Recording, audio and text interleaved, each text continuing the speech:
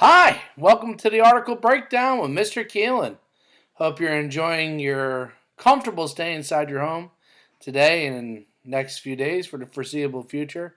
I'm going to be posting up a little video breakdown of the article that you read for the next few days, and then eventually we'll transition from this into actual video lessons relating to what we were doing in class before the break, and then assignments will be posted up through there too as we transition out of the packet and into assignments coming from my video lessons. Alrighty, so today your article was about the geography of Rome and the Roman Empire. I hope you found the article interesting. The discovery articles are pretty much cut and dry. You'll be getting your most important facts.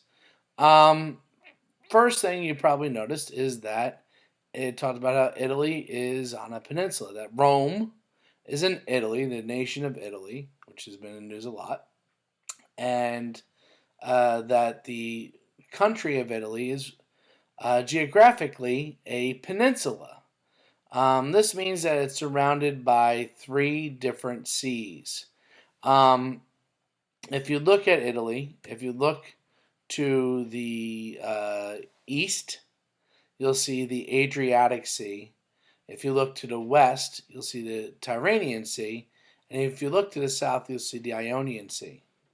Technically, these three seas are really all part of one big sea called the Mediterranean Sea, which we learned is the biggest sea in the world. That's why it's such a big name. So any piece of land that has 1, 2, 3 bodies of water that surround it is a peninsula. Famous ones include Florida. That's why Florida is so easy to recognize on a U.S. map. It's a great big old peninsula. Even New Jersey has peninsula characteristics. We have the Delaware River, side 1, Delaware Bay, side 2, and the Atlantic Ocean, side 3. You've been in a peninsula all this time, you didn't even know it. Think on that a bit. Anyway, let's talk about some more geography of Italy. If we're going to go to the north, and the northern boundary of Italy, it is really tough to get into Italy from the north. That's because the Italian Alps are there. The Italian Alps look like rugged shark's teeth. They're really hard to navigate and get around, and they make some really picturesque living. If you ever get lucky enough to go and visit the Alps, oh, the hills are alive. Absolutely beautiful there. But it's very difficult. And this, we're going to see, provided a natural barrier for the Romans, that invaders had to get over those mountains if they wanted to attack them. Similar to what we talked about with China, how the Himalayan mountains and the Gobi deserts and the other deserts provided natural barriers that made it difficult for people to invade. If you're going to have a great civilization, you need great food. And Tuscany is in a region that is in the northern central part of Italy, and it is just fantastic for farming. Grapes, olives grow in abundance there, wheat. It is really great for farming. This area is really lush and fertile. A lot of that soil coming from the runoff of the mountains in the winter. Then, since Italy is a coastline with not 1, not 2, but 3 sides, it has a long coastline. If you're looking for a fancy vacation, going to the Italian Riviera is probably a great place to go. Beautiful cities like the one that you've seen here on rugged coastlines. And when you have a rugged coastline, it usually means, just like in Greece, natural harbors. That means the water is deep enough for big boats to get in close to land, and that makes for great trade. And we're going to see that the Romans and Italians are going to be excellent at navigating the seas and trading across the Mediterranean world. Italy has a number of islands as it's surrounded by water. The two biggest on the southern end of the island Almost looks like a big rock that the boot of Italy, the peninsula of Italy, kind of looks like a boot with a high heel. And the toe is just kicking that rock or a football up in the air. That's Sicily. Then to the west of Italy is another big island, Sardinia. Same name as the fish. Above that is Corsica, but that is actually part of France, in case you're wondering. As we move on, what are some of the major cities I can find in my Italian tour, Mr. Keelan? Well, first we'll go from north. We're going to go to Milan, seen here, a gorgeous city in the northern parts, right at the footprint of the Alps. Then, if you're going to Italy, you got to go to Venice. It is a world city known for its canals. It is below sea level and sinking, but it is gorgeous. Get to Venice if you can. Then as we move south into that Tuscany region, we have the city of art, Florence.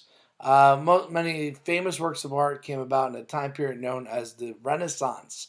And Florence was the center of the Renaissance. Michelangelo, Leonardo da Vinci, Raphael, Donatello, all the Ninja Turtles. They were all working in Florence. It was the place to be during the Renaissance, and it is might pretty, as you can see. As we go south of Rome is part of the largest city is Naples, which has great views of the Tyrrhenian Sea.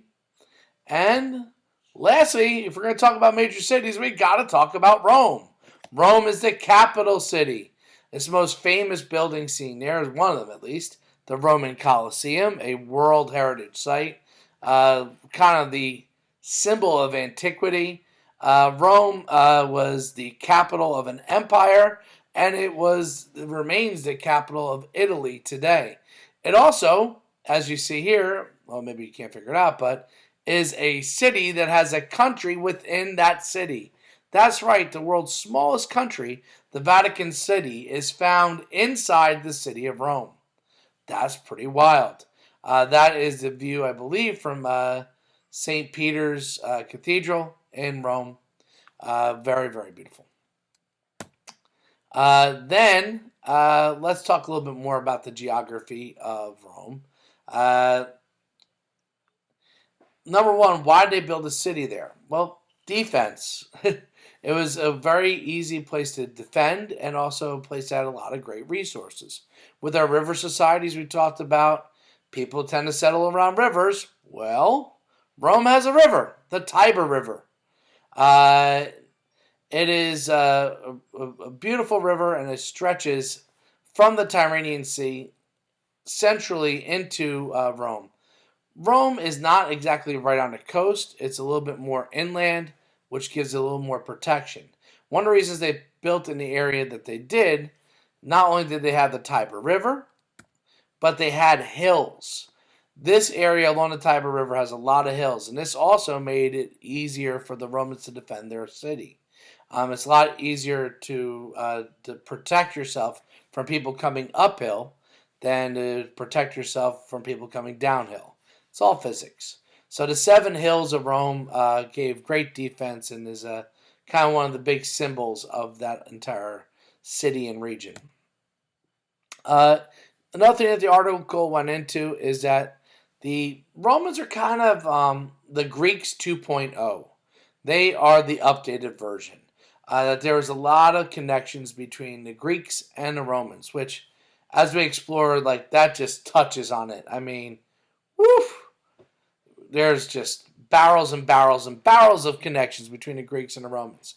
Their culture, ideas, innovations. There's so much fusion between the Greeks and Romans. It is just wild. A couple of the ones that they touched on, the most obvious, is religion. The Greeks have one of the most famous mythological religious systems still to this day. A lot of you know about Zeus and Ares and Persephone and Hades. I've heard you talk about them. You've also probably heard their Roman names, like Jupiter. Hey, Jupiter. Wait a minute. There's a planet named Jupiter. There's also a god named Jupiter. And Jupiter is Zeus.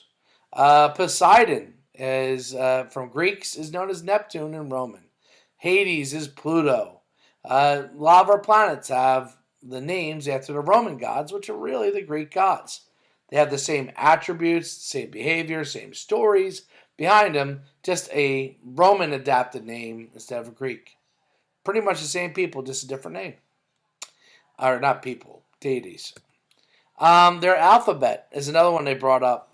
That Latin has a lot of roots with Greek. It's alphabet. In fact, the term alphabet comes from the Greeks. But the alphabet that we use has its roots in Latin, which had its roots in Greek. Wow. The major Romance languages like Italian, Spanish, French, Portuguese all have their roots in Latin, which has its roots in Greek. So you can see that strong connection between the Greeks and the Romans still has a forbearance in life today. And another thing they touched on, which we're going to talk about much more later on, is the Greco-Roman connection, Greek-Roman connection for government. This is especially we're getting that 2.0 area. The Greek, not all Greek city-states have the same type of government, but Athens, one of the most famous Greek city-states and influential, had a democracy, a direct democracy, which is a government where the people rule over themselves, not having a king or a tyrant or somebody ruling over them. The people make their own laws, decide together, work together. The Romans had a form of democracy called a republic. As you see in the picture, represents the public. We elect representatives to make our laws and make decisions for us. And if we don't like the job we're doing, we can fire them. Or we can rehire them if they're doing a good job.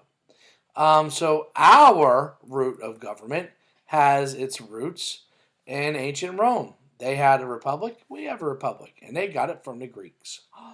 It all comes back. Well, that about wraps up this breakdown with Mr. Keelan.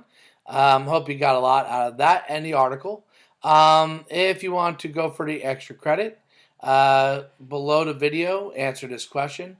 What are some ways that the geography of Italy and the geography of Rome helped defend the city, especially during its empire? What were some of the natural defenses that Rome had that helped protect it? And put it down below, and you'll get your extra credit point. I hope you're having a great evening. Thanks for watching, and I'll be posting up another video tomorrow.